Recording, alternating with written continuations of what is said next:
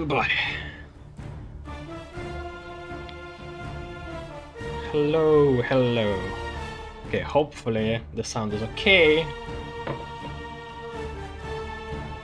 So we got ourselves Baldur's Gate.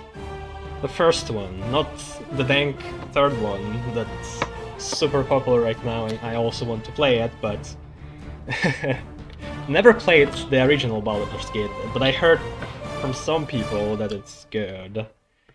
We'll see about that.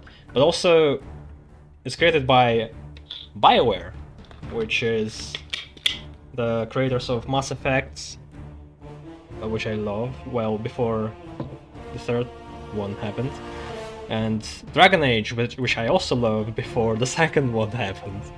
Like, Dragon Age Origins is one of my most favorite games, as well as Mass Effect. And this is the old one, 1998, but the enhanced edition came in 2012. I don't know what they added. There's like 2 DLCs that are kind of disconnected from the main campaign, it seems like, because like you have to start them and you can't go back to the main one, but we'll figure this out later. Okay. Dungeons and Dragons. I got into Dungeons and Dragons too, but 5th edition, not 2nd. This is based on the 2nd edition. I don't know what the rules are. They're probably pretty different. Strangely, there's also multiplayer. That's actually cool. I don't know how it works. Not going to play it. Oh yeah, there was a animation that I skipped, so I could actually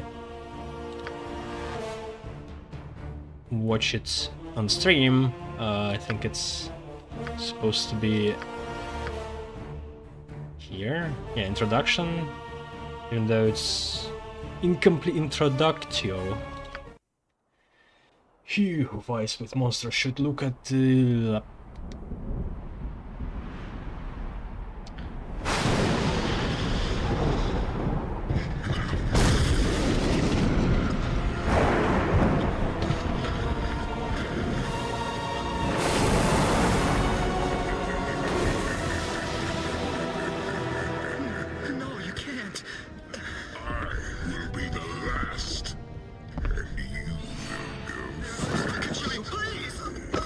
The audio is like only in the left ear. Like heavily in the left ear.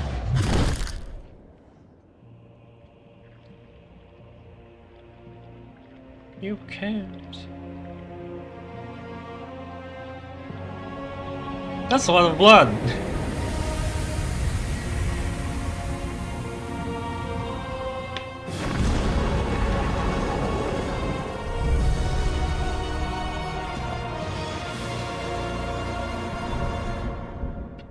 Alright guys, the game is over. Our character just died. Why can I watch a logo? Who the fuck would want to do that? What? Why? Holy shit. Okay, do we want...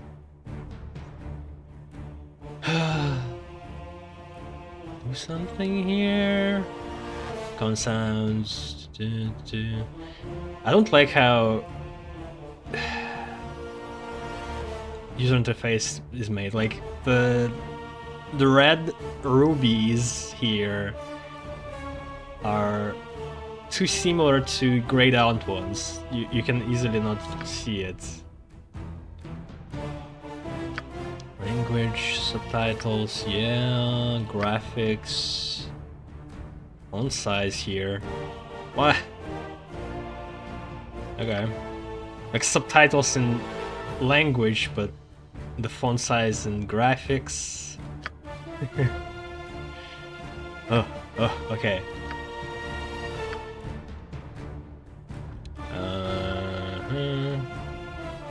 Regenerate character. What? Okay, alright. So character creation. Gender. You can import.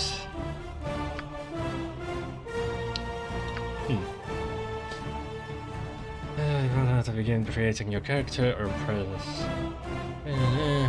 Okay. But what if I'm fluent? Wow. 1998. Wow. This aesthetic your attributes in any fashion. It can, however, affect whether or not an NPC becomes romantically interested in your character. Wow, that's actually funny that it all began in Baldur's Gate with this romance, like Mass Effect-esque type of BioWare.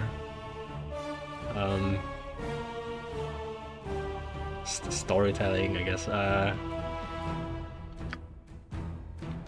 Males of the realms can excel in whatever profession they choose, whether wizardry, thievery, or the arts of war.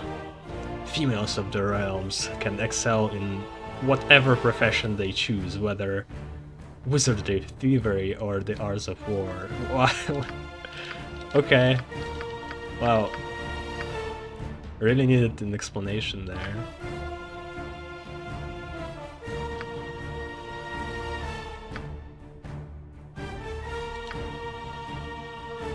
Oh, is that a half-elf? Is that a gnome? It has half-orc. Who knows who's this? Halfling, maybe?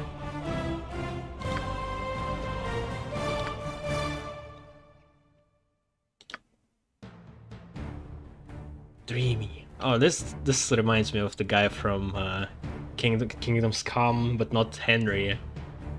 The other guy, like the pimpish one, the noble, was partying all the time. Okay, the bald guy, I know that Matt Mercer voiced him in Baldur's Gate 3, and I don't know if it's the same, though. It's probably like one of the NPC characters, because why would it be your character? It's too specific. Huh. Old wise men.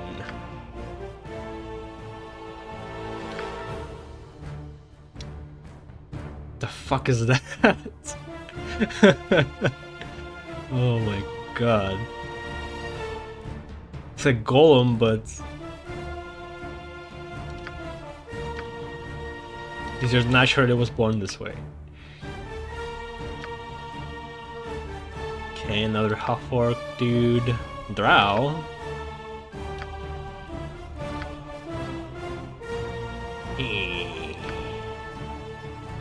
Okay.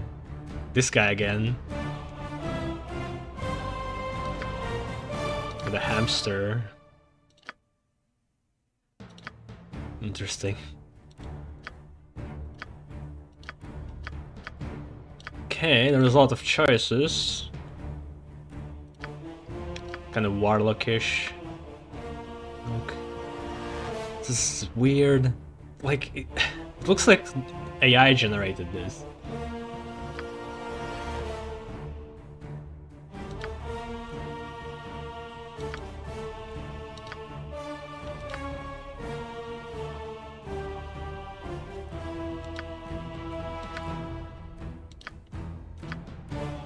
Why, yes.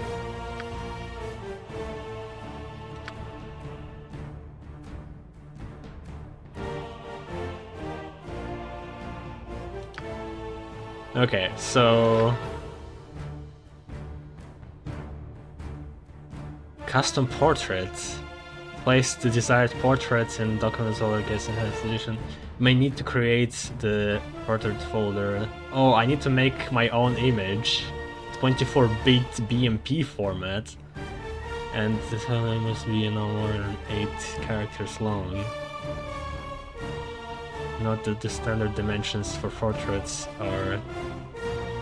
do I want to do that? Like, I can't draw for shit. I could import my character from, like, D&D campaign, but I don't want to create the same guy. Nah, I guess we'll choose from the standard ones.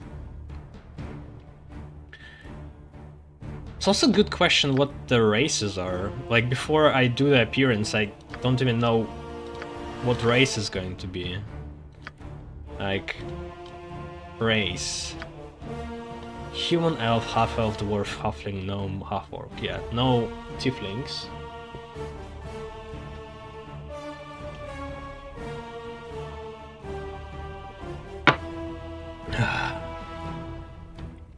Who else is missing from original 5th edition? Dragonborns, yeah. That's it. Can't... Yeah, I can't recall anything else from, like, the Dank ones. Like, Genazis are kind of a... you could say DLC race. Okay, back to gender. Well, I want to make a wizard, because I like playing wizards. This guy looks fine. A bit too serious though. I want a big green. Not this big. Yeah, everybody's fucking serious. Drow. There's no drow race. I guess you could like choose elf and imagine that it's drow.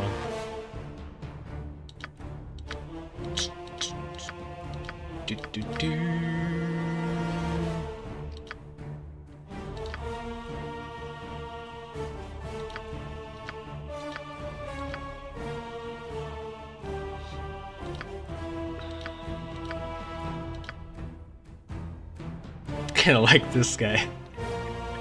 It's so fucking stupid looking. So it's either this yes, or what? This one? No.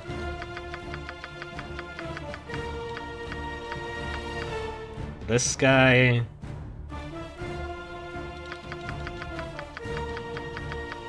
I kind of like this one. I mean, there's not much else to choose from that fits. Okay, race. Well, we kind of landed on fucking human, haven't we? You can see his ears though. We could make him an elf, half elf.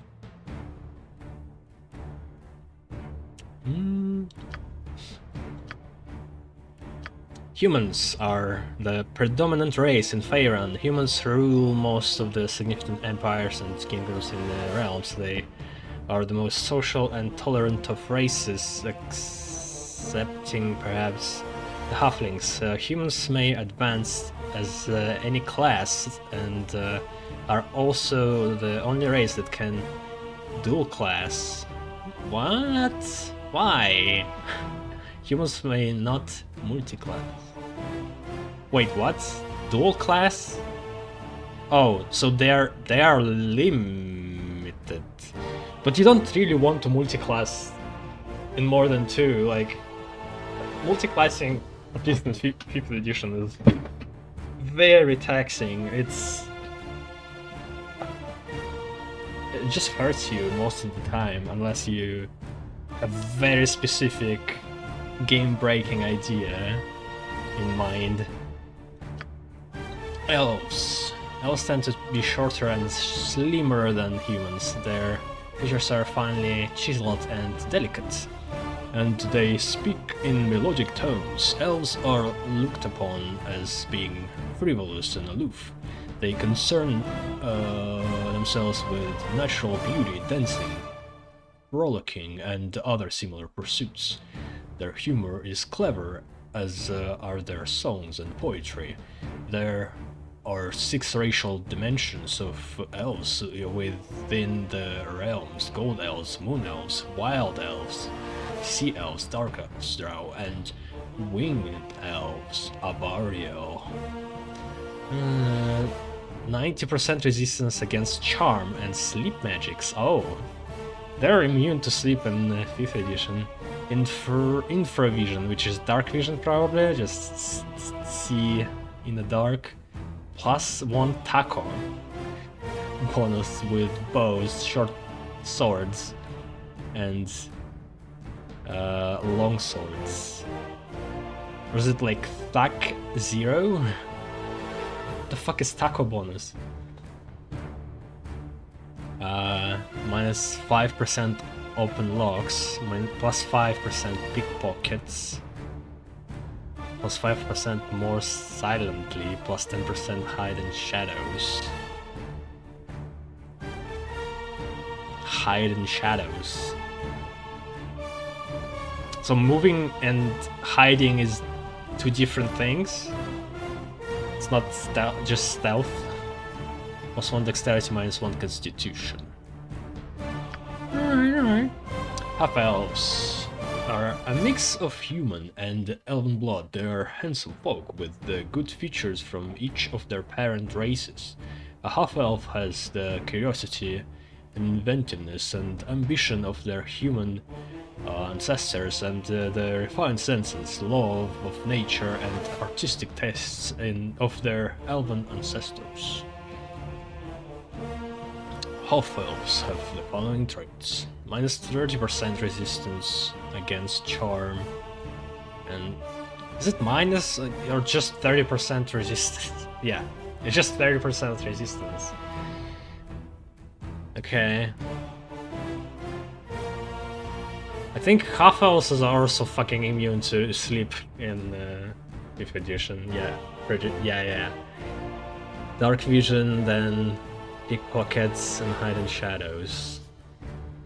If you want to be a rogue. Dwarves are short and stocky, easily identifiable by their size and shape. They have ruddy cheeks, dark eyes, and dark hair. Why? Dwarves tend to be dour and taciturn. They are given to hard work and care little for most humor.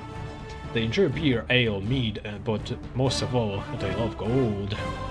There are 4 racial divisions of dwarves within the realms: shield dwarves, gold dwarves, wild dwarves, and Durigar. I know Durigar are the ones that live underground completely, like in Underdark. I think shield dwarves are most common ones. Dwarves have the following traits: +1 bonus to saving throws versus paralysis, poison, death, rod, staff, wand, and versus spell with additional bonuses based on constitution. What?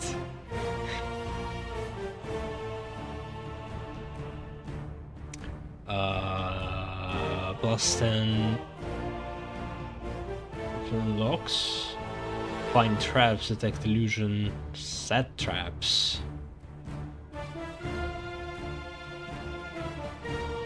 Halflings are short, generally plump people, very much like small humans. Their faces are round and broad and often quite florid. Their hair is typically curly, and the top of their feet are covered with coarse hair. Overall, they prefer the comforts of home to dangerous adventuring. They enjoy good living, rough humor, and homespun tales. There are 3 racial divisions of halflings within the realms: the harefoot, tall fellow, and stout. Harefoot. Well, basically they're fucking hobbits from Lord of the Rings. There's Lightfoot halflings in the 5th edition, there's no Harefoot. Then there's Stout halflings, but no Tall Fellow. What is that, like half more of a halfling? Like 2/3 of a human? Plus the bonus versus so it's kind of like dwarves, then taco bonus with slings. +1 dexterity, -1 strength, -1 wisdom. That's why is it so much minuses. There's also no luck. They're more silent. Yeah. Okay. Gnomes. Kin to dwarves. Gnomes are notably smaller than their distant cousins. Gnomes, as they proudly maintain, are also less rotund than dwarves. Most have dark tan or brown skin, white hair, and rather large noses. Gnomes have lively and sly senses of humor, especially for practical jokes. They have a love for nature that is only matched by their love for gems and jewelry. There are two racial dimensions of gnomes. Divisions in the realms: rock gnomes and deep gnomes. Versus saving throws against spells, additional bonus and based on constitution, provision, detect illusion, intelligence -1 wisdom. And half-orcs. Half-orcs are born from the union of humans and orc parents. They are as tall as humans, but a little heavier due to their muscular builds. Their greenish pigmentation, sloping forehead, jutting jaw, prominent teeth, and coarse body hair make their lineage plain for all to see. In the Sword Coast, half-orcs are tolerated as unlike in the north, the local people haven't had centuries of warfare, but orc kind. Half-orcs are known for their great strength. -2 intelligence, yeah.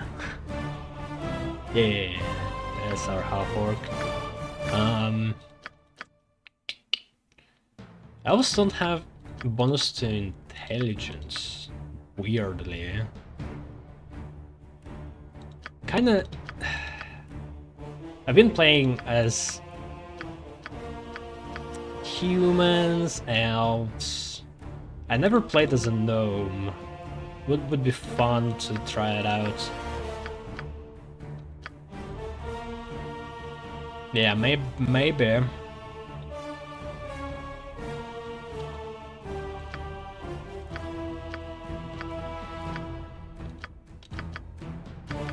But what choices do we have here?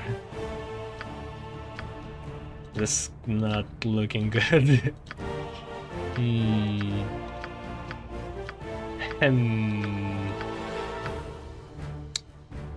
This guy, maybe?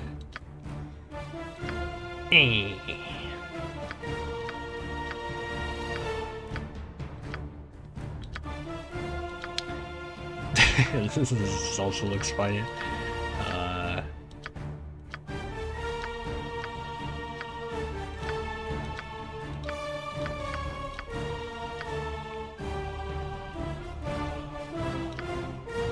This could be good, but not for a wizard. Yeah, I think this guy just fine. Where is he?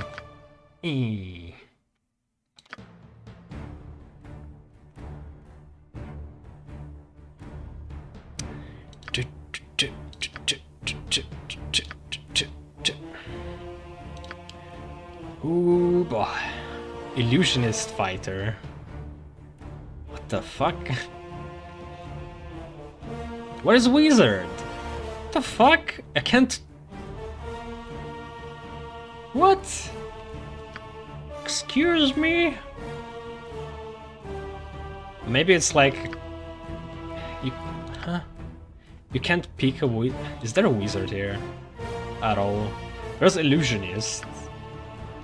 The wizard strives to be a master of magical energy. Maybe it's just called differently here. Mage.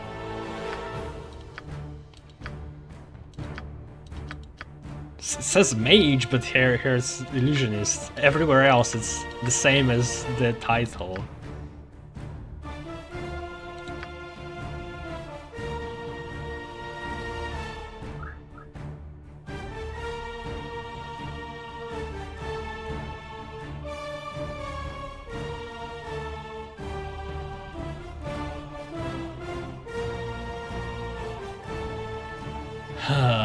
Well, I have no idea what the fuck this means to multi-class right away.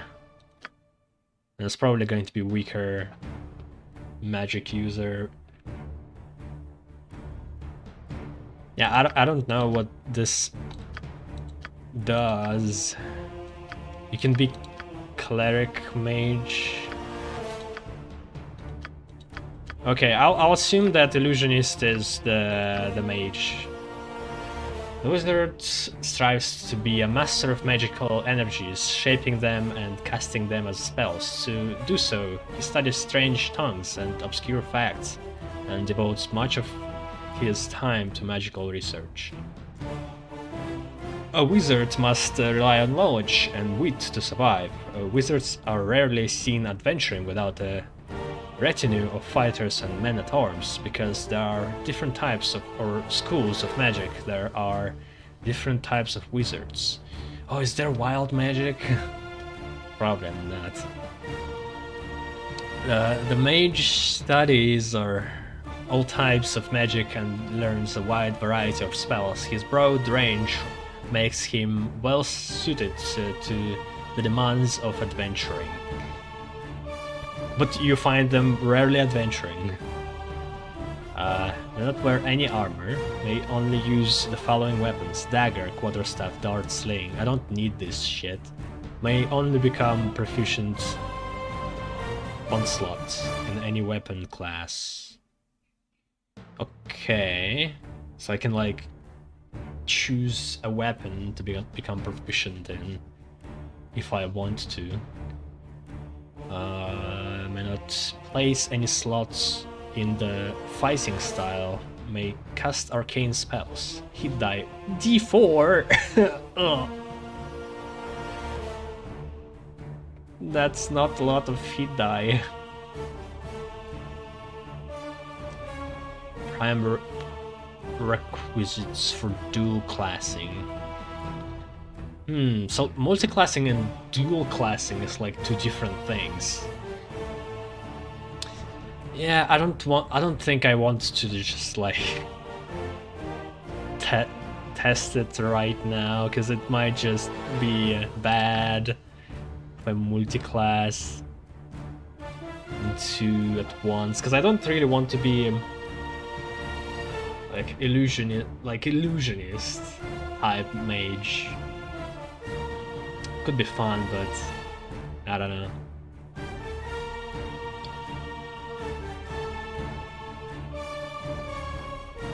Because I'm going to just spread myself again too wide, like I did in the Divinity Original Sin when I was trying to do like pickpocketing skills, lockpicking skills, also like all the arcane spells I wanted to get. Like and I couldn't get any of that. I just was jack of all trades, but master of none constantly. Alignment. Chaotic neutral, of course. Oh, there's like very long description of it. Whoa. For each one. They believe that there is no order to anything, including their own actions. With this as a guiding principle, they tend to follow whatever whim strikes them at the moment. Good and evil are irrelevant when making a decision. Chaotic neutral characters are extremely difficult to deal with. Such characters have been known to cheerfully and for no apparent purpose gamble away everything they have on the roll of a single die. They are almost totally unreliable. In fact, the only reliable thing about them is that they cannot be relied upon. This alignment is perhaps the most difficult to play. Lunatics and madmen tend toward chaotic neutral behavior. What? Oh!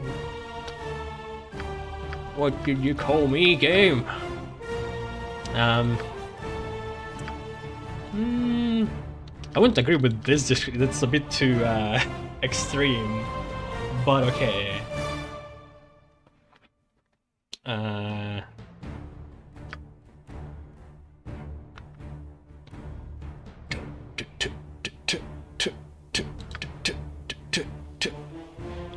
Ooh, did it roll for me? Like, what the fuck? But I don't get to choose to total roll 80. That basically is gonna make up your character. Minimums and maximums vary somewhat according to class and race prerequisites. It has a reroll and has store. So you can just like constantly smash this reroll until you get bigger amount of stats. Like, I don't understand how this works and why would you even do this way.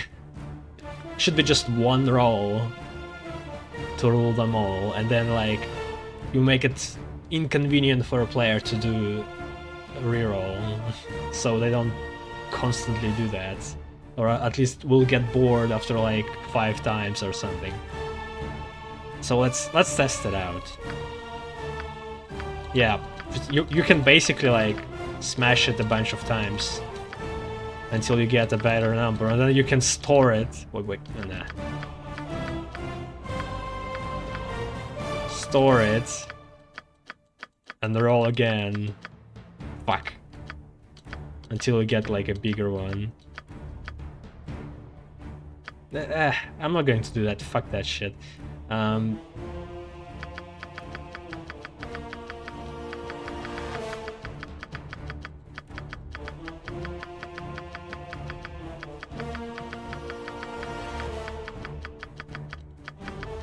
have a lot of this dexterity for some reason. So if I stir this shit and I reroll. So minimum dexterity was 16, strength 6, constitution 8. Why? Is it always the same?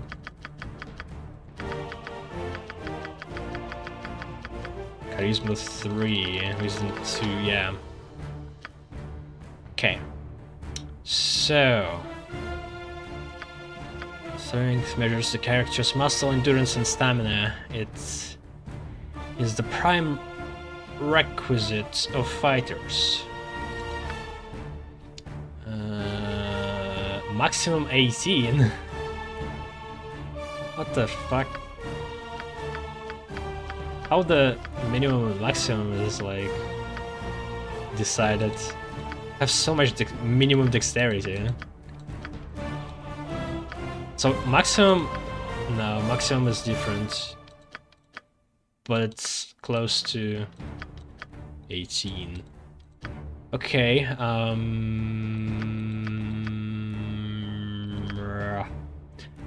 measures characters' hand-eye coordination, agility, reflexes, and balance. It is the prime requisite of the feat. Constitution measures character's fitness, health, and physical resistance to hardship, injury, and disease. This ability is important to the ranger. It's weird that they made multi-classing dual-classing. That's just weird to see, like in the very beginning. I think it would be better if it just had archetype classes first, and then during the game, if you wanted to, you could like change it around.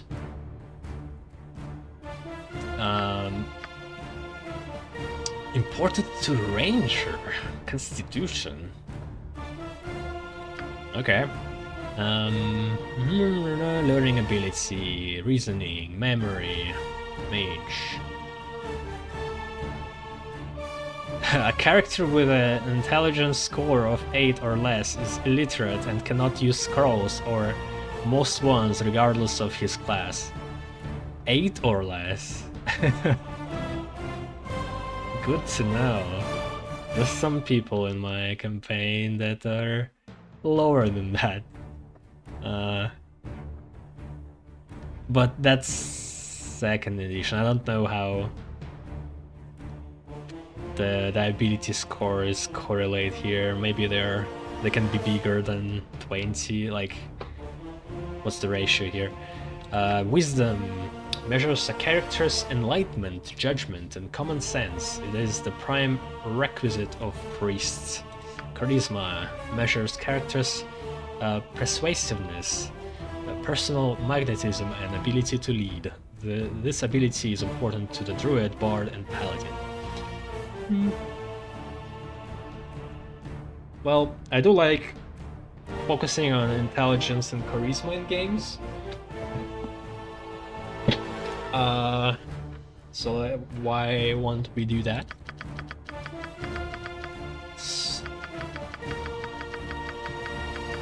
Okay, and then I could max out wisdom. And that's it. It's going to be a character. Very weak. Pretty dexterous naturally somehow, and poor constitution. Though constitution is kinda important for mages to hold concentration for their spells. But fuck it, I like the extremes. Let's go. Done.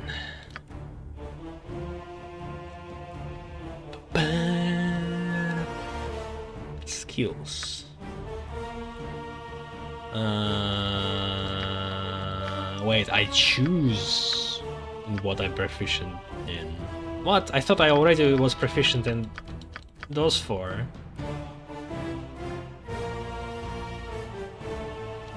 Oh fuck. Well, I'm assuming I can have cantrips for ranged attacks, and I probably can also get cantrips for melee spell attacks, but what should I even have? Grandmaster.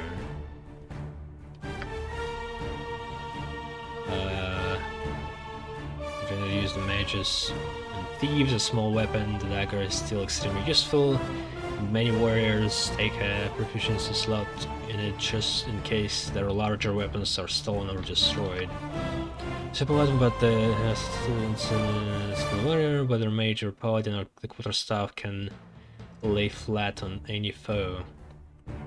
Okay, so I thought I would like get extra proficiency slots to learn something new, but yeah, okay.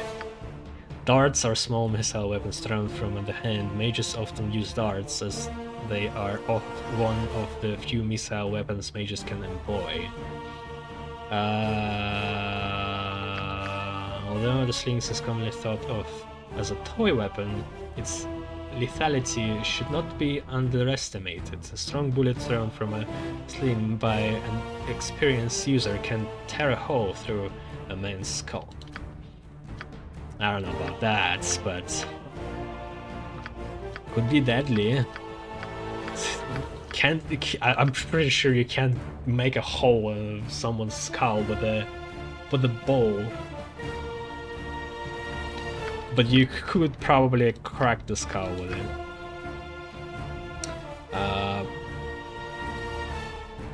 I'm thinking dagger, because like you can cut things with a dagger. It could be used like a tool. You can't do much with a quarterstaff, but like, what if there are like magical weapons that have properties of Like magical properties you can use, but also you can use it as a quarterstaff. Because I'm pretty sure there's no like dagger like that you can cast spells from. Fuck it. Dagger. Because I also have no strength, and quarterstaff will probably weigh more.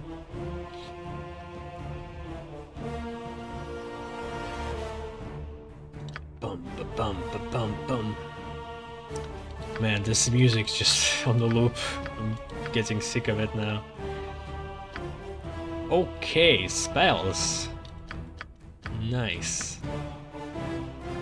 Oh boy. How much is there? This first level, yeah, okay, first level. How the spells are made here. Armor conjuration, range 0, duration 9 hours. Okay, that's mage armor.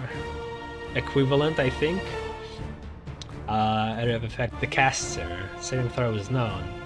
By means of the spell, the wizard creates a magical field of force that serves as if it were scale mail armor, AC 6. It is cumulative with dexterity bonuses to armor class, and in the case of fighter mages, with the shield bonus. The armor spell does not hinder movement, adds no weight or encumbrance, and doesn't prevent spellcasting. It lasts until successfully dispelled or until its duration expires. Casting 9 times 9. 9 what? Minutes? Seconds? Rounds?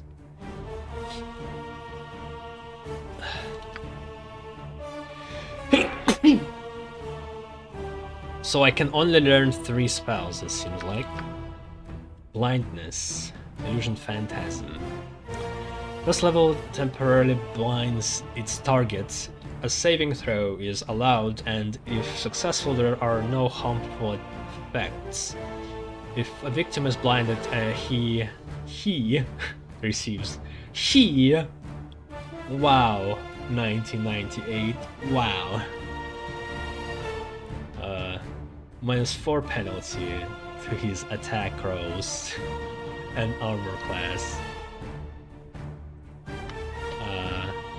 Yeah, were there any female portraits? I guess they would be if I chose female gender. Yeah, I guess that makes sense. Duration 2 hours. 2 hours of blindness.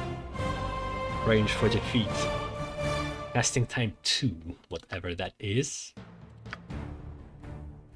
One creature saving throw neg. What's its neg?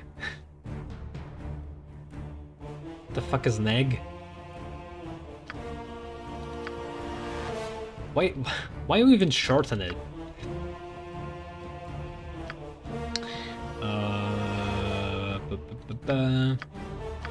Neg. Burning hands. It's like a cone of fire. Range 0. 5-foot cone with 120-degree arc. Okay, it's a bit different. Saving throw a half. What? A half of what? When the wizard casts the spell, a jet of searing flame shoots from his fingertips. The wizard's hands must be held so as to send forth a fan-like sheet of flames. His thumbs must touch each other and fingers must be spread.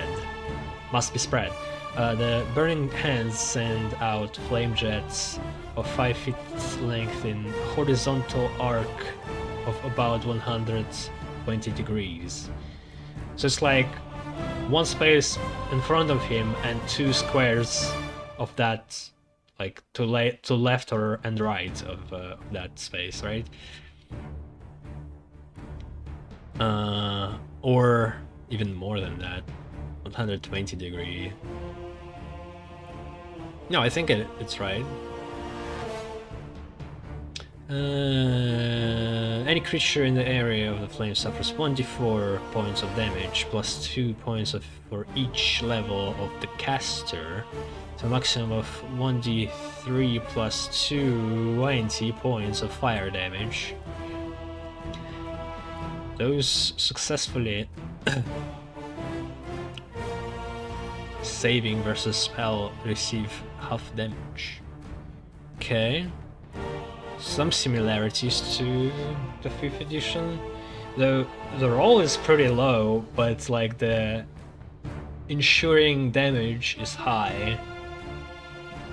There's much more chaos to it right now in 5th edition. Much more is decided with the roll. Charm person, I feel like we're going to be here for a long time, because I like spells. Visual range of a caster, 5 rounds. Rounds, now duration is rounds. Is rounds 6 seconds like in 5th edition or what?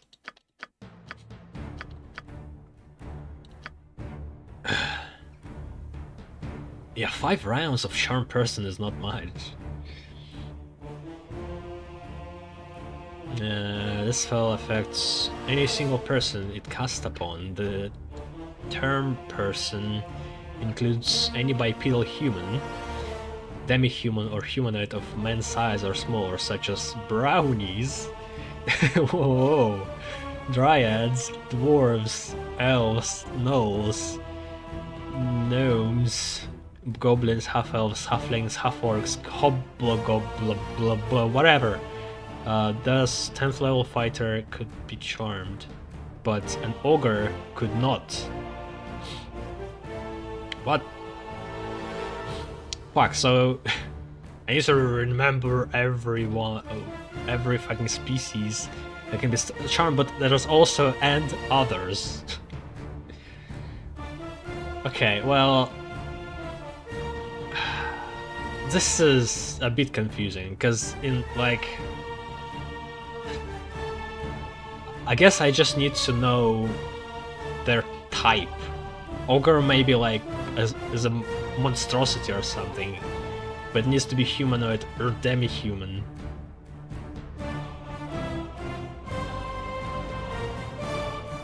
Okay, if the spell's recipient fails a saving throw with a +3 modifier, he regards the caster as a trusted friend and ally to be heeded and protected. The caster may give him orders, and the charmed individual will carry them out as quickly as possible. If the caster harms or attempts to harm the charmed person by some overt action, or if a dispel magic spell is cast upon the charmed person, the charm spell is broken. If 2 or more charms simultaneously affect creature, the most recent charm takes precedence. Note that the subject has full memory of the events that took place while he was charmed.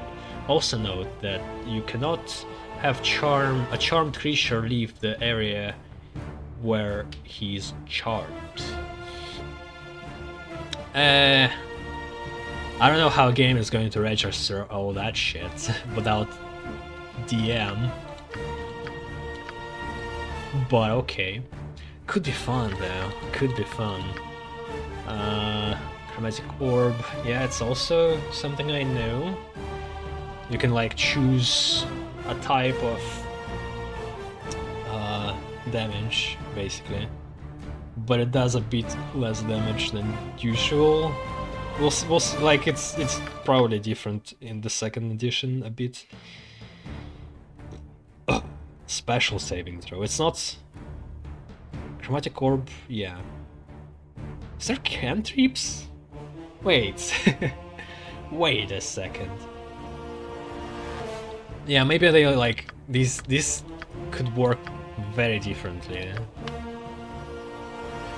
Fuck. But if there's no cantrips, I kinda need a ranged weapon proficiency if I run out of whatever the mana is here.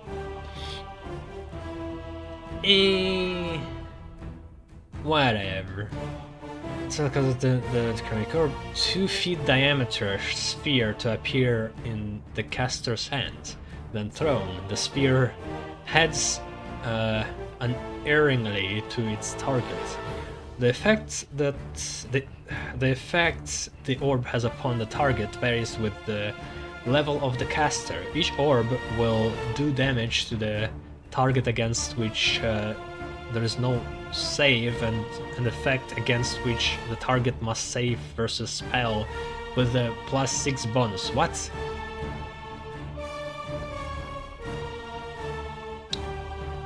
Will do damage to the target against which there is no save, and an effect against which...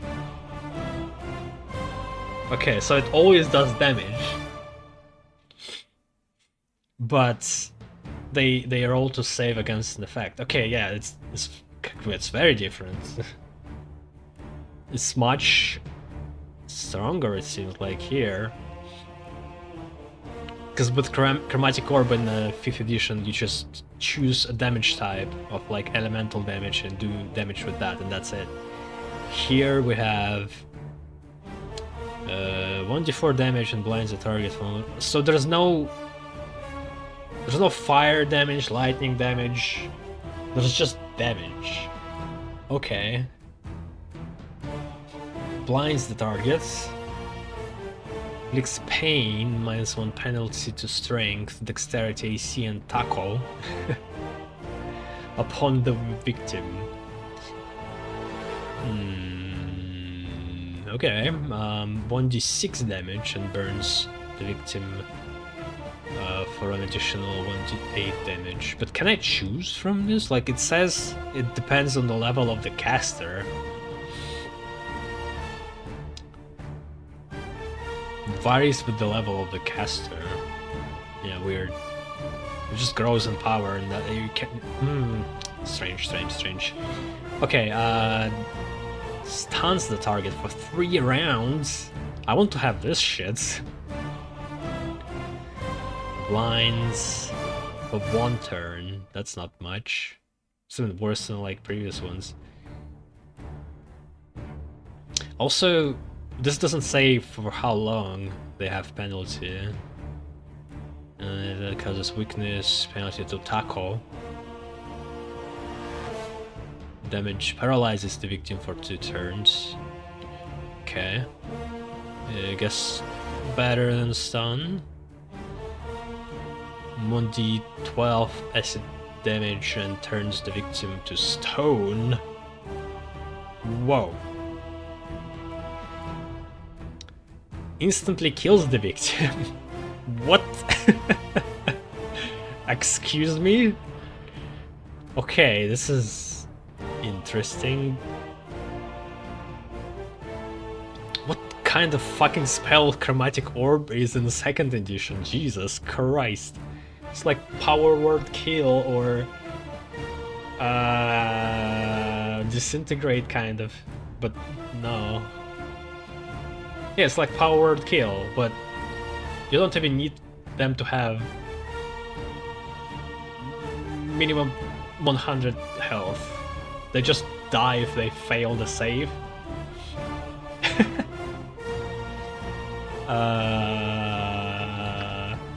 Well, there's gotta be a big cost for that, I guess. And they have +6 bonus to save. Now the victim saves a spell with the +6 bonus against all the effects and gets no save against the damage. That's funny.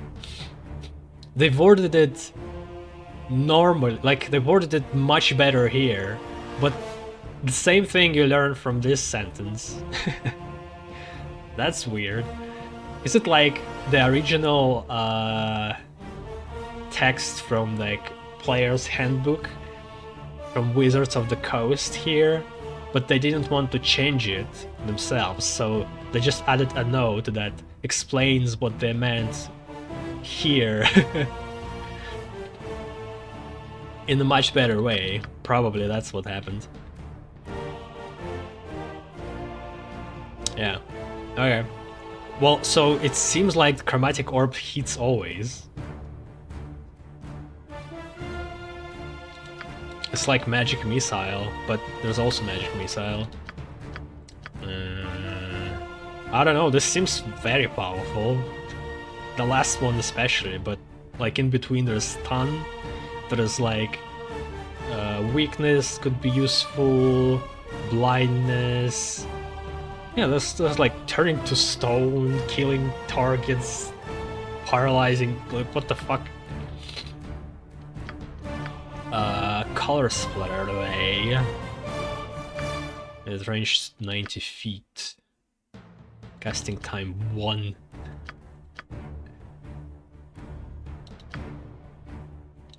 Yeah, I guess it means rounds. Right? 2 rounds casting blindness. Color spray. 90-degree arc. Upon casting the spell, the wizard causes a vivid, fun-shaped spray of clashing colors to spring forth from his hand. 1d6 creatures within the area are affected in order of increasing distance from the wizard. All creatures in the area of effect that have 4 hit dice or less must make a successful saving throw or be rendered unconscious for 5 rounds. Alteration School magic. Huh. It's also very different. And I think Color Spray is a cantrip in 5th edition and it blinds targets based on their health. But here, I don't know what 4 hit dice mean. Maybe it just means that they're at least 4th level, like they can't be higher than 4th level, or if they like spend their hit dice. Because like hit dice is something you spend to heal yourself up upon a short rest. And you have a number of them based on your level. Like if you're level 4, you have 4 hit dice.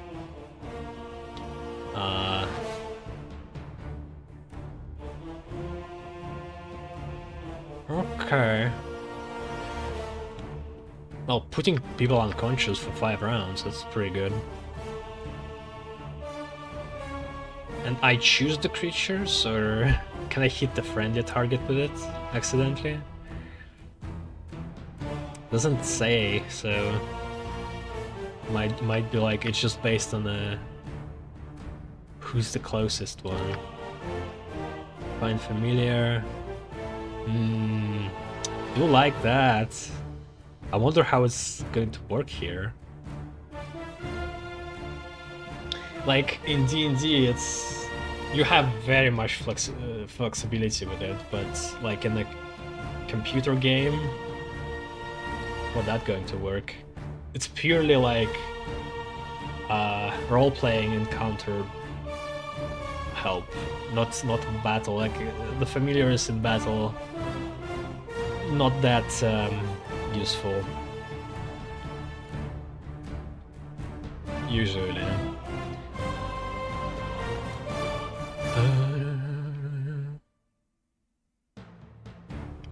This spell enables the caster to attempt to summon a familiar to act as his aid and companion. Familiars are typically small creatures. A creature acting as a familiar can benefit a wizard, conveying its sensory powers to its master, conversing with him, and serving as a guard, scout, spy as well. A wizard can have only 1 familiar at a time, and he, again, has no control over what sort of creature answers the summoning, if any come at all. I feel like... what if I chose the female character? Would it change all the he to she? Probably not, right?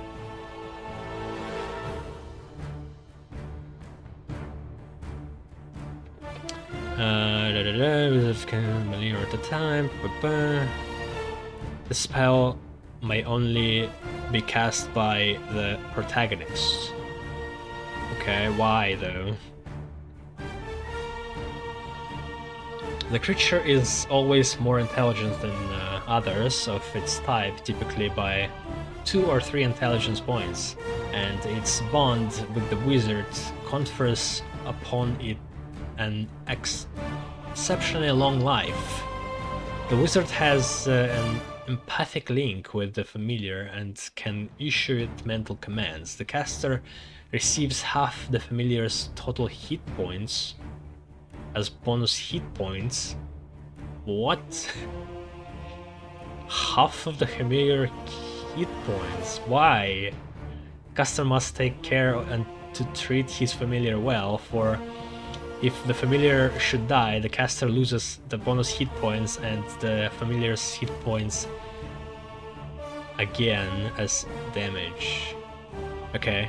Also, when a familiar dies, the caster loses 1 point of constitution permanent. What? Okay, it's very different. What the fuck? And then you don't get it back if you like resummon it? Ooh. Man, okay. And here I thought that Find Familiar in 5th edition costing 10 gold is a bit too much. Huh. That's risky. What if like I have Find Familiar and then some douchebag just throws a fireball or something? The creature is always more example, a mage has 12 hit points and casts Find Familiar. The imp summoned has 9 hit points, so the caster gets a bonus of 4 hit points. The caster now has 16 hit points. If the familiar dies, the caster loses those 4 hit points, putting him back to 12. Loses 1 point of constitution permanently, which may cause additional hit point loss, and takes 9 damage. Ugh. Here's a list of familiar data. Okay. Risky. But also, it doesn't say that I can bump it out of existence. It seems like familiar must be out of constantly like out in the world. I can't just like teleport it back into Fey Realm as I do. It's like constantly at risk of being killed off. It doesn't seem like it's levels up, right? Pseudo Dragon, 12 hit points, 0 armor class, magic resistance, 5 combat. Okay, they can also attack. 2 attacks per round at 15 taco for 1d4 damage. Special abilities can cast Blur once per day, regenerates 1 health per round, immune to level drain, sleep, and petrification. What the fuck is level drain? Ferret. 12 hit points, 2 armor class, resistance the same, 2 attacks, okay. So it has 50% in pickpockets, 25% in hide and shadows, and 20% in detect traps. That's also a thing, like I like using familiar to check for traps and like trigger traps. You can put the familiar in your bag. Oh, okay. The familiar is best used for the HP buff. And scouting usually combat is sketch, as you have noticed. Okay. And so they're going to be just safe in the bag, and I don't have a risk of losing them. I guess that's good to know.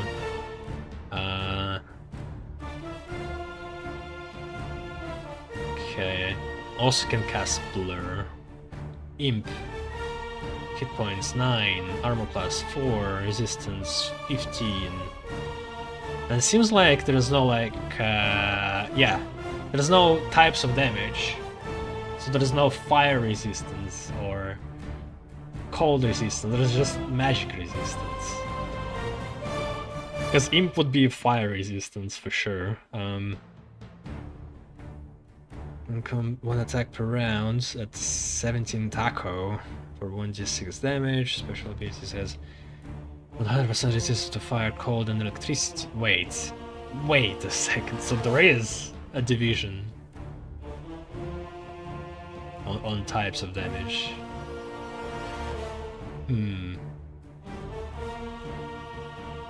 Okay. But chromatic orb, yeah, there was acid damage. Never mind. Rabbit, that's a weird familiar to have.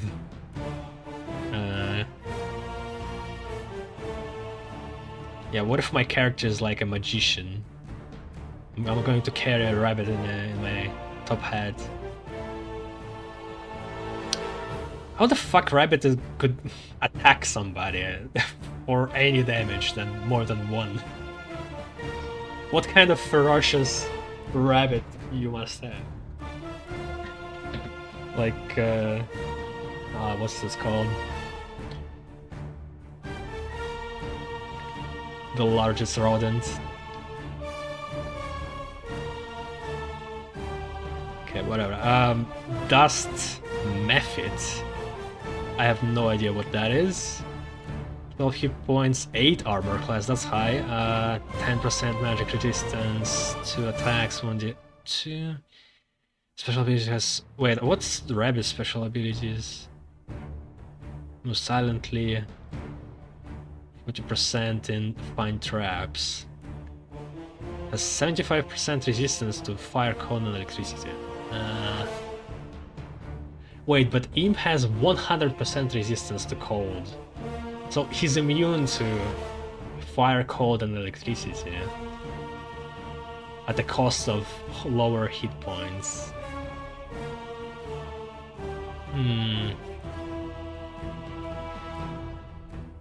Why the fuck rabbits are so much resistance to fire, cold, and electricity? I'm pretty sure you can burn the rabbit down pretty easily.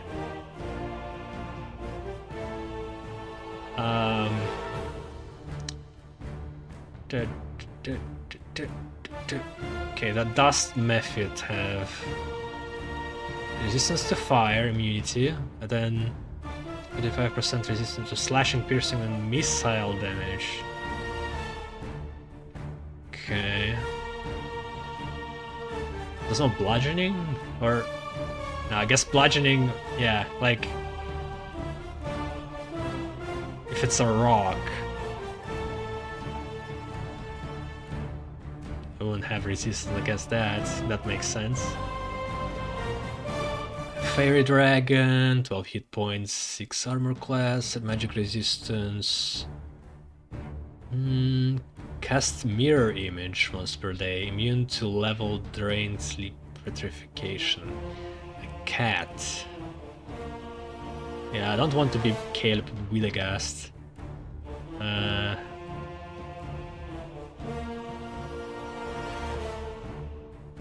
15% pickpocket bonus. Yeah, move silently. Cats should have the night vision, infravision in here. But who knows, maybe it's not listed here. Maybe they have. Oh, they also have alignments. Chaotic Neutral, Chaotic Evil. So my character is Chaotic Neutral. The cat fits. That's it. Quasit. Also not sure what that's supposed to mean. 2 attacks, 1d6. Has immunity to fire, cold, electricity. Can cast Horror once per day.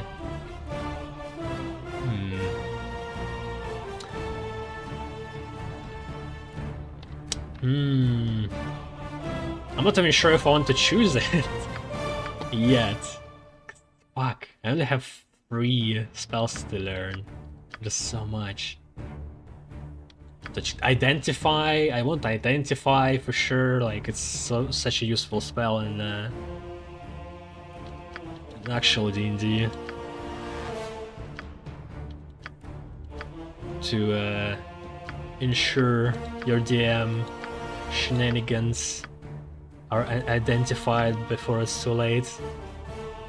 Though we do rule identify a bit differently in our campaign, because it looks like a demon imp on the lore. My method looks like a flying imp.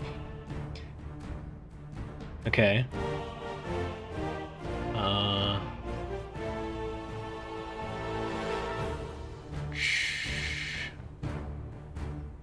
This spell memorized. Go to the description of an identified item and press the identify button. The chance of identifying the item is 100%. The spell identifies the item's name, what it does, and if it is cursed. Could be more fun though without identify spell. So we kind of use roll it differently. Usually if you cast identify, DM must tell you what this item does, like everything about it, and if it has a curse, but like we agreed that I only get some hints about what this item does, like so there is still a chance for DM to do his shenanigans with it, or like we must experiment on it to find out what it does. Like we got this cloak that turned person into smoke. So like I was constantly, it wasn't in my hands, but I was constantly saying that, hey, Willow, you should try to throw yourself out of the window and try to fly. And everybody been like laughing about it, but it turned out that that was the solution. So eventually we found like a small drop, and she tried to do it, and it worked, and she turned into a smoke. Like yeah, it's fun to try like an experiment on your stuff without just the use of magic, but just is a shortcut. But we're trying to play for the win, then you should have it for sure. Friends. Okay, another spell that I recognize. Duration 1d4 rounds. Okay, +1 round per level. Affect the caster. The caster. Okay, a friend's spell causes the wizard to temporarily gain 6 points of charisma. Those who view the caster tend to be very impressed with him and make an effort to be his friends and help him as appropriate to the situation. Officious bureaucrats might decide to become helpful. Surely gate guards might wax informative. Attacking orcs might spare the caster's life, taking him captive instead. Yeah, it works differently too. Like, pretty sure it's a cantrip in the good English, and the target knows it was charmed. You must charm the target, not yourself. And it just gives you advantage on charisma checks.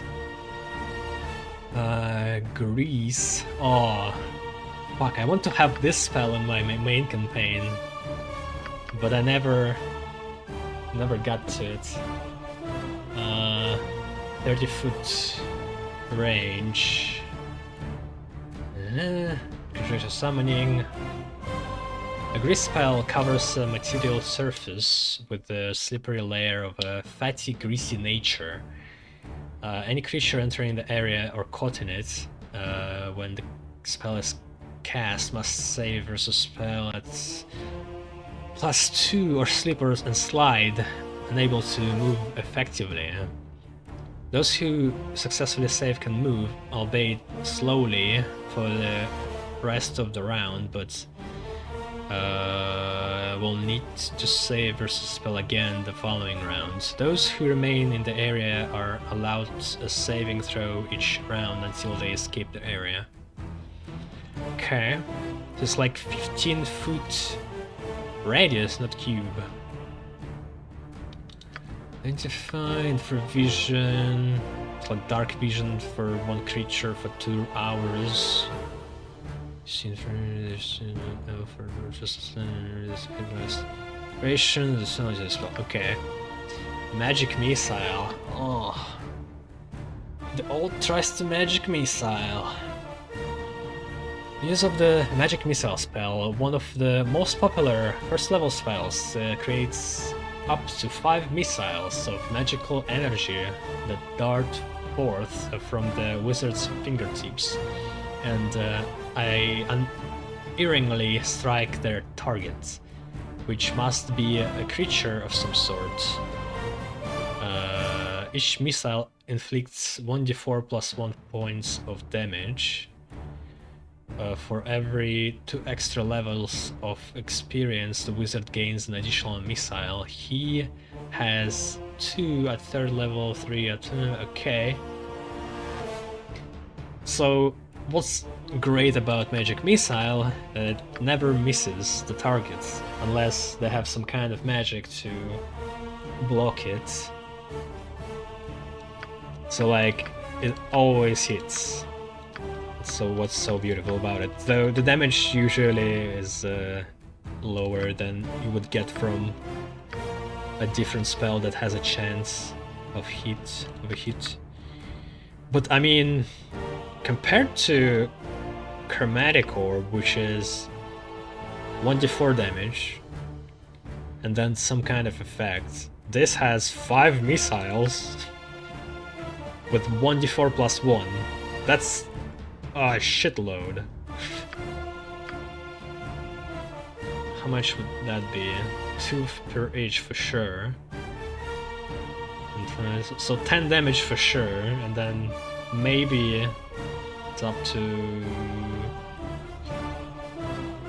40? That seems to be much. 3 multiplied by... no, wait. 25, yeah. So it's between 10 to 25, I think. Protections from evil. Touch. Casting time 1. Area 1 creature. When the spell is cast, it creates a magical barrier around the recipient at a distance of 1 foot. The barrier moves with the recipient and has 2 major effects. First, all attacks made by evil or evilly, evilly in chat, evilly. Is that how you pronounce it? Evilly? It's just weird. Enchanted creatures against the protected creature receive a penalty of -2 to each attack roll. Second, humanoid summoned demons cannot target the protected creature.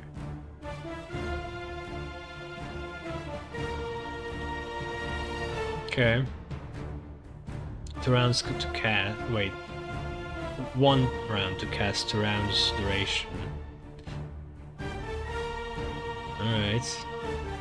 And it only protects against evil. Protections from petrification. The spell grants the recipient immunity to all petrification attacks. This includes Basilisk and Medusa Gaze, Cursed Scrolls of Petrification, etc. Very specific though. Reflected image.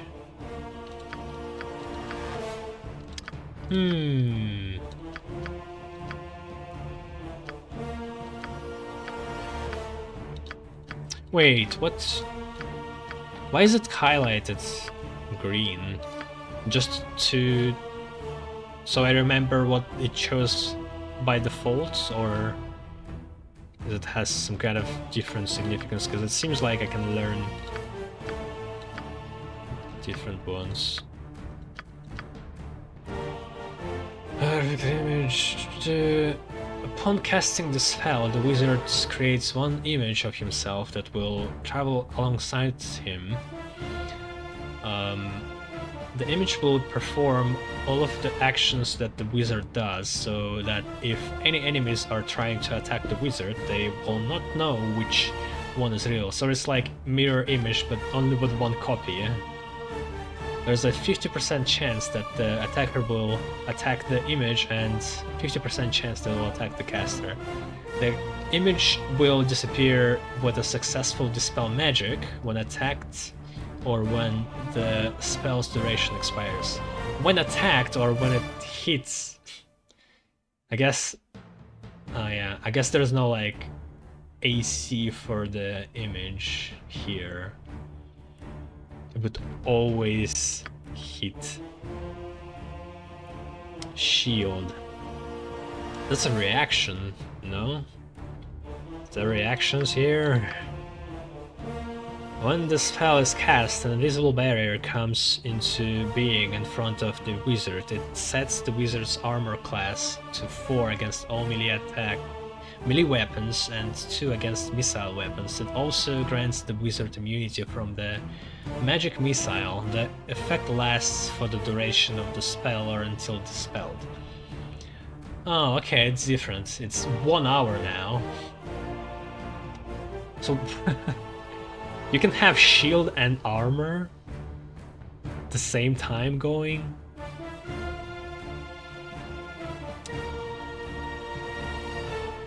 Okay, that's weird.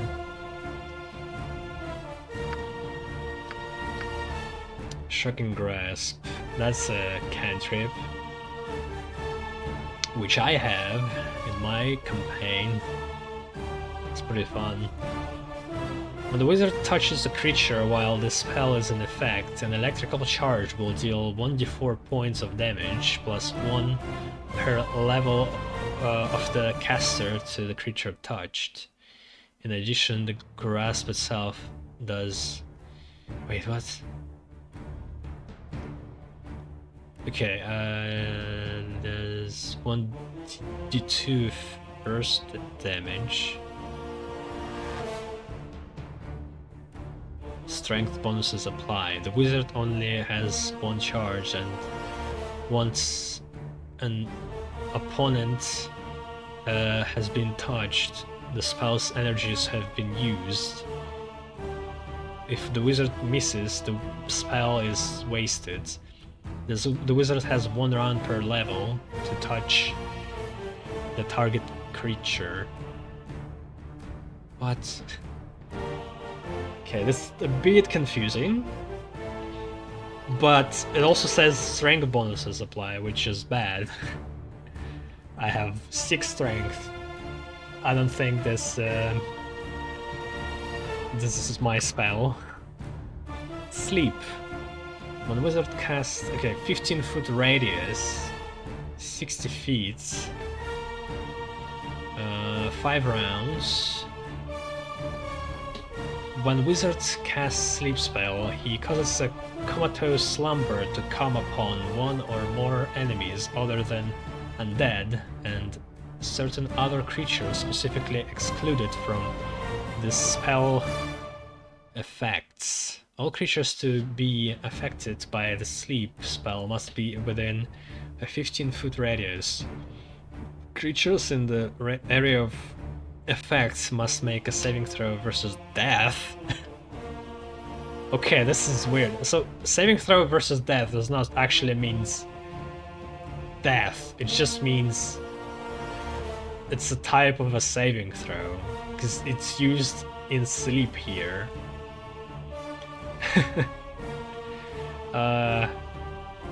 With a penalty -3 or fall asleep. Monsters with 5 hit dice or more are unaffected. Attacks against sleeping opponents never miss. Okay. Spook. Okay, this is new. It's like fear, probably. Duration 3 rounds, casting time 1, range 30. A spook spell enables the wizard to play upon natural fears to cause the target creature to perceive the caster as someone or something inimical. What? Which then appears to advance upon it in a threatening manner. If the creature does not make a successful saving throw versus spell, it turns and flees at maximum speed as far from the wizard as possible. The creature suffers a saving throw penalty of -1 every 2 levels of the caster, up to a maximum of -6 at 12th level. Although the caster does not actually pursue the fleeing creature, a phantasm from its own mind does, and that are completely unaffected. Alright. Oh boy. Wow, there's a lot. There is a lot. But I only have 3. Shit.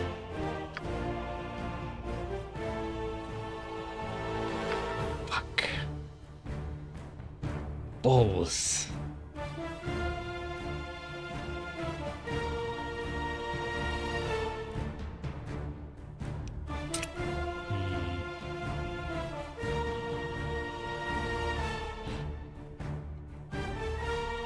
I want to have find familiar because it's just fun to have familiar.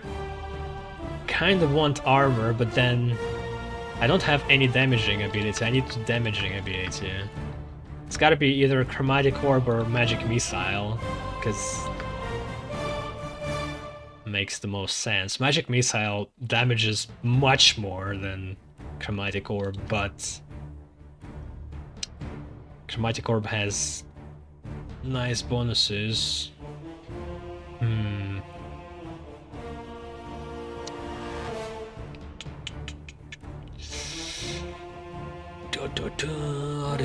Also, like this 12th level shit is just crazy. I'll probably get a chance to pick more spells. So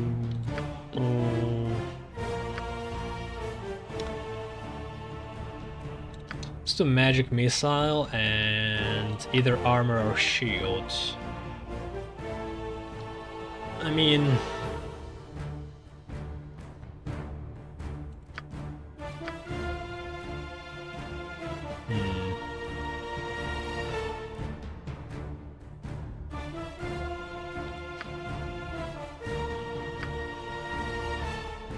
it also could be nice to have some kind of area of effect going.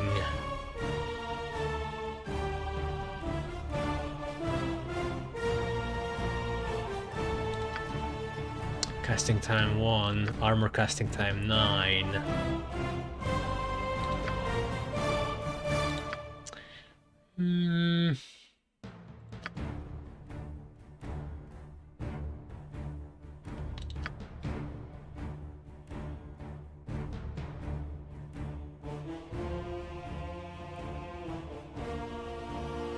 Shit, well, let's do identify. So identify magic missile, find familiar. I'm going to be unprotected with low constitution.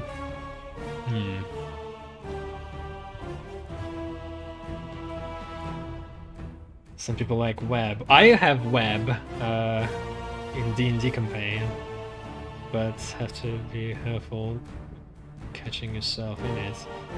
Keeping your team at a distance and using ranged attacks if you don't have... Does this one have web? Does 2nd edition have web? Because I haven't found it here.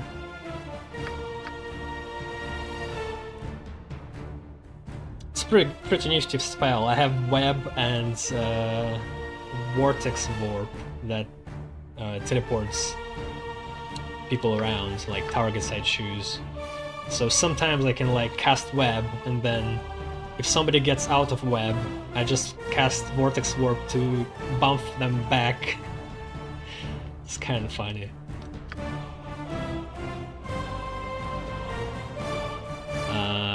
Okay, I think I'm happy with that, kind of. I want more spells though. Why I can't be done? Select at least one illusion spell to proceed. Why? Fuck, is it because I chose Gnome? I must be a fucking illusionist? Come on, why are you doing this to me? I guess reflected image would be something protective, but then I have to give up identify.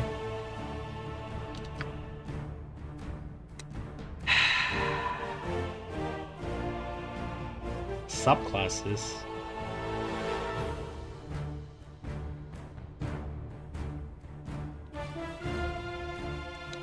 How am I getting subclass in the very beginning? Like, there was no choice to just pick a mage. Should I just re-pick the race to... Because I don't really want to be illusionist. Shit.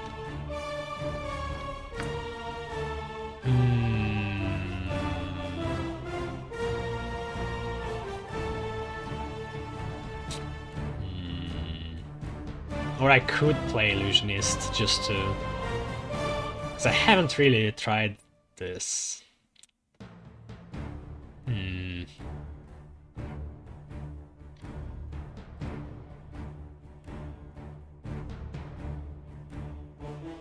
Could be fun, could be fun, could be fun to like charm people around and play with their minds, I guess, but I also want to try all the other fucking magics. Oh well.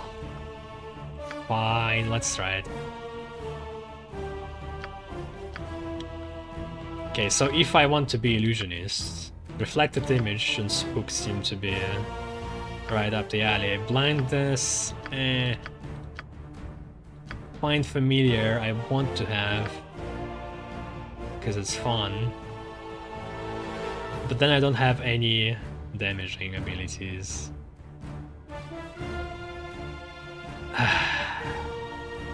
Just I have to just go around with my dagger. Kinda stupid.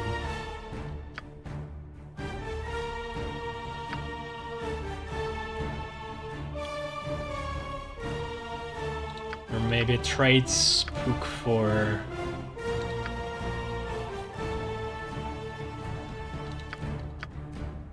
chromatic orb.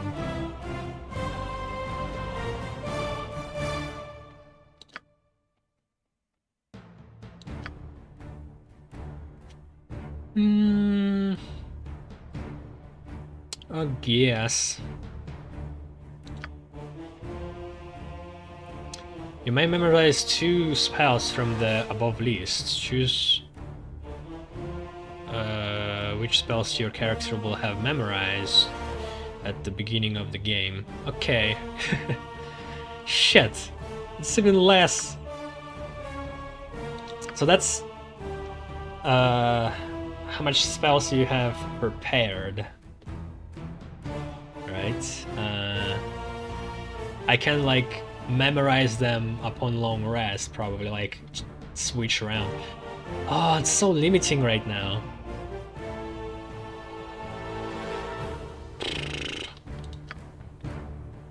I can't do it because it's not. I don't have illusionist spell, right? Fuck off! God damn it! I have to have Find Familiar because it's something I want to see in the game. But I also have to have a reflected image, so I won't be able to damage shit. Okay. You know what? Let's do like a sling instead of a dagger, so I have a ranged weapon. Cause fuck that, I won't be able to like damage anything from a range distance. I don't want to be up in their faces for sure. Magic missile. Familiar. Done. Wait. Yeah, I wanted chromatic orb. Fuck.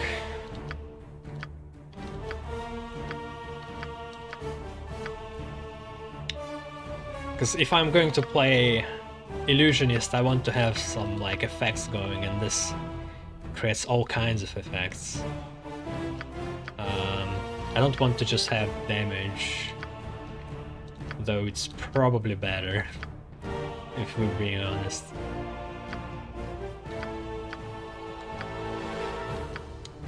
Okay, appearance. Sling plus.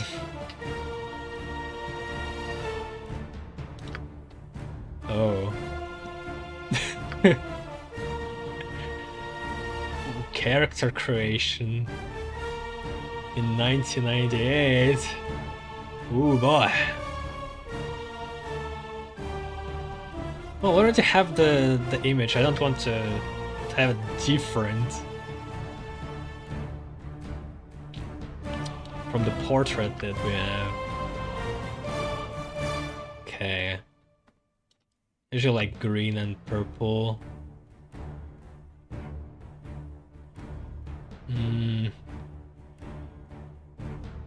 Let's make our character like...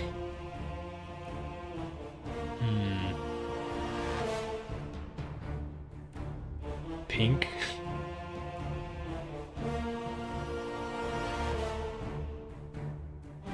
So like a hot pink.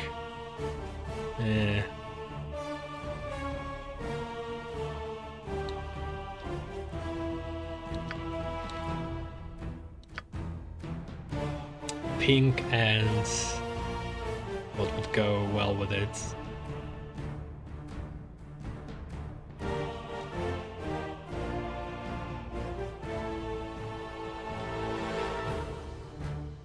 Nothing.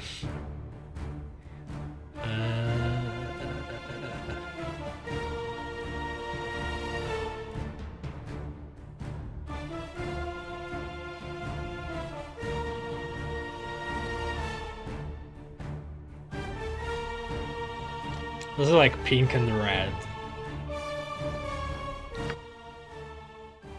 Okay. All will die. Your life shall be mine. I deserve to be leader. We should rest now. I need sleep. Death will come swiftly for you. I feel like it's the same voice actor though. Go, go, go! Okay, that's different. Everybody listen to me now. That was a full day's work. Now you're going to be sorry! That's funny. Now you're going to be... I've always been leadership material. Sleepy time can't come soon enough. Who's in for it now? She's like Harley Quinn. Now you're going to be sorry! Toned down. Who's in for it now? You don't stand a chance. Oh. You don't stand it. Oh, this is such an honor. I don't know what to say. Wait. Yeah, I do. Follow me. Your doom approaches. Do as I say, and we will thrive. Impatient male. Death to you all! Maybe you'll pull out the rabbits out of a hat while deceiving.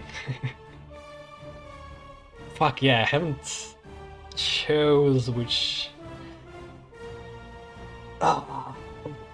familiar I want to have, but the rabbit is so stupid that I just want to have it.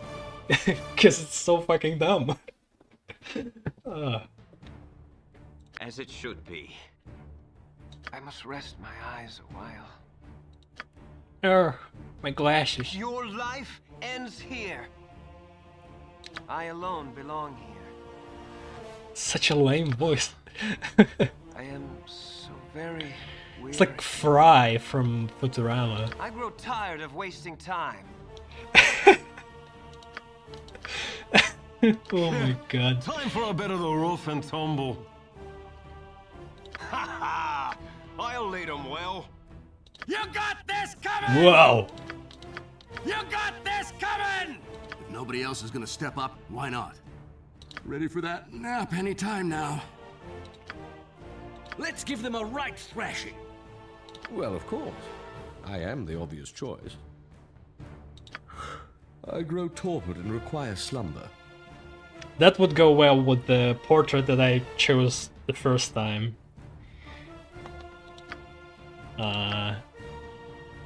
There's no gnome voice.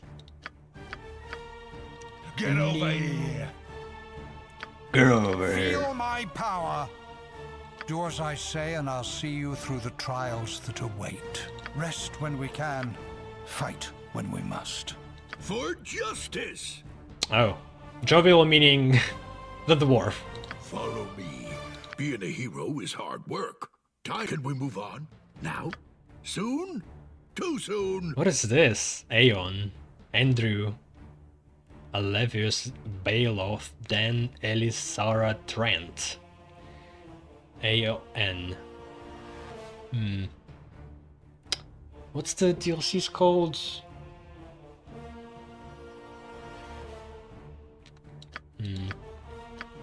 Ha! Death comes for you. I hope it's not like one of the NPC characters that you can find in the game. Then that would be awkward. Ha! Death comes for you. Have at you. I am an excellent leader. Just ask any of my surviving meat shields. I'm friends. Kind of like this one. Some of us need our beauty sleep, you know. I adore tedium. It's vastly preferable. It's kind of to like screaming and the running for our lives. Asterion from Baldur's Gate 3, even though I haven't played it, but yeah, I watched some of the promotional videos.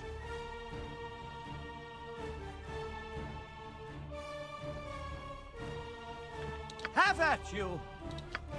Batter them into bloody rubbish. Ah! Oh, moving on up.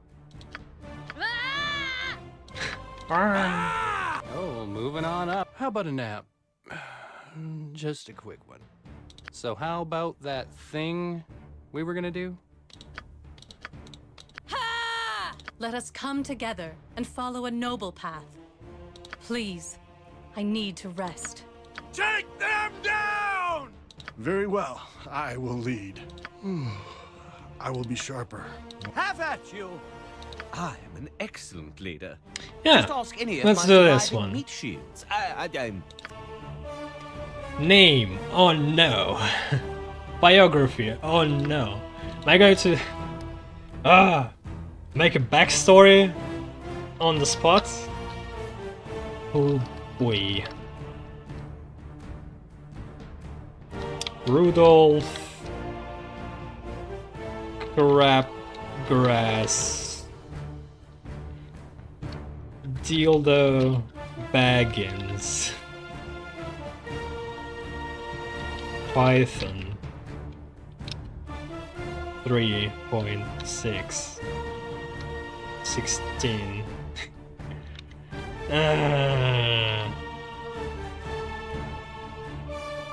Prestidigitation Presti Powers Presti Baggins Swaggins. I'm kind of creating a board now. I mean, illusionists, close. I think it's good. Presti Swaggins.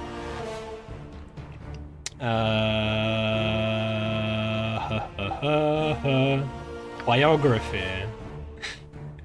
Inspired by your foster. Wait, it just generates it for me? Or.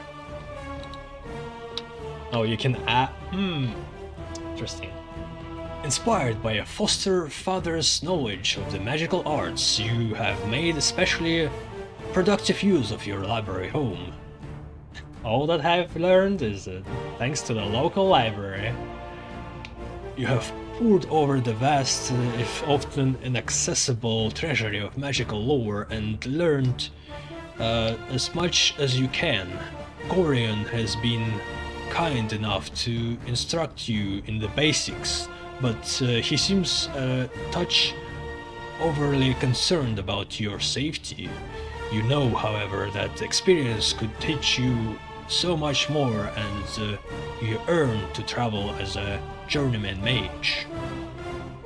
You know little of how you came to be a ward of Gorion's, but over the years you have gleaned something of your mother's tale from his vague allusions and from the words he sometimes uttered in the tear-filled sleep. She was a gnome from the Thunder Peaks region and a friend of his for many seasons. As you have no memory of her nor any keepsakes to remind you of her existence, you have come to believe that she died while giving birth to you. Perhaps it was the pain of such parting that led Gorion to cloister himself within the narrow halls of Candlekeep and raise you as his own. Of your father, you have learned nothing. Alright. Clear. That's fine. I'm not going to write the whole fucking backstory, but... And... Does it matter? Do I have actual backstory already, like, engraved in there, and there's this going to be an NPC called Gorion or whatever? Adventures of Neverwinter, voice promos, and other media of D&D. You mean Adventures of Neverwinter? What is Adventures of Neverwinter? Is that a DLC? Or another game? Because I know Neverwinter Nights was created. Also by BioWare. And I'm assuming it's similar to Baldur's Gate. Are we done? Nope. Difficulty. Well... yeah, story mode. Yeah, I definitely don't want to have story mode or easy. Party gains +6 to luck. Normal. Enemies deal 25% less damage. Why? Why normal is like not normal? What's... do you know, Chris Baker, do you know which difficulty is like the dank one? The one that you should choose as it should be played? Is there like a agreed upon difficulty by people? Still 25% less damage and do not use their most powerful spells. What? And items. Party members cannot permanently die. What? Hit points rolls are maximized. What? And spells can be copied into spellbooks without failure. This doesn't seem like something I want. The setting... okay, core rules. The setting is aimed at veteran players who are well versed in AD&D. AD&D? What's AD&D? Mechanics. Enemies deal full damage and employ advanced combat tactics. Slightly stronger enemy types appear and enemy groups are more varied.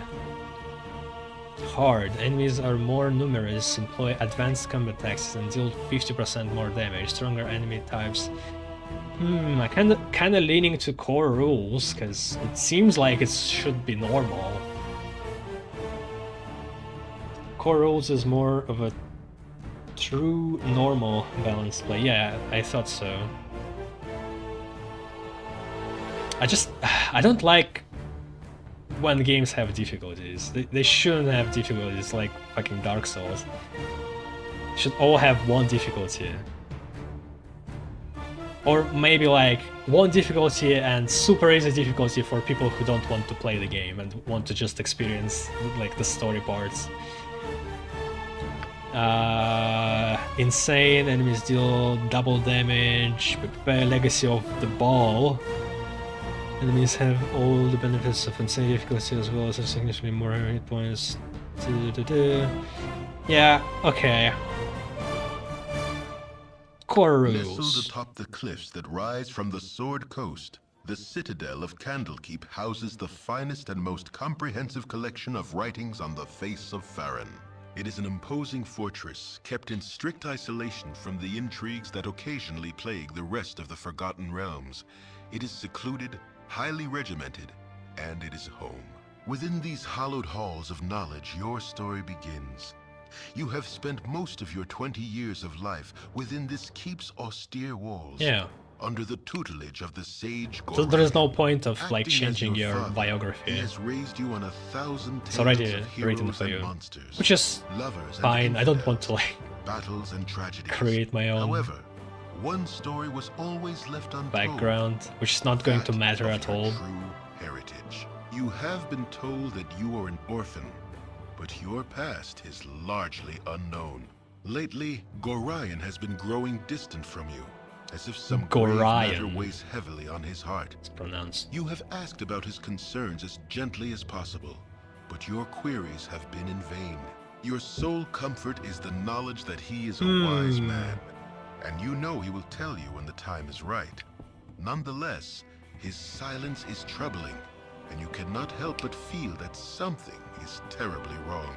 Today, Gorion has appeared more agitated than ever, and now he has uncharacteristically interrupted your chores in the middle of the day, imparting hurried instructions for you to equip yourself for travel.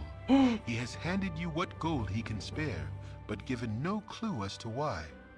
Nevertheless, you now stand before the Candlekeep The Inn, text is gone. ready to purchase what you need for an unplanned and unexpected journey.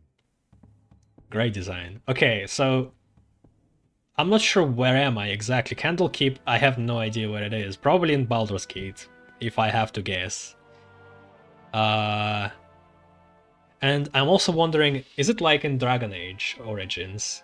They have like origins for every class, or yeah, it's gotta be class, not race. So if you chose something different, you would be somewhere else, starting differently, probably, I'm assuming. Which is pretty cool. Gorion. Ooh! Oh my god. So old. He's going to have... going to need to... adapt. I don't like old games. But maybe it's designed well, and it's not going to be as of a pain. Because it was enhanced. Right, so... Yes? Yes. Oh, yes. Yeah, okay. I was creating character, let's see, for 2 hours. Think I need to break now. Think I'm going to be coming back in about hour or hour and a half, and we're going to truly begin this game with Prestis Wagons as our As Uncle lead. Martha used to say, any day you live through is a good one. Nice. Alright, and yeah, that was the episode 0 of character creation.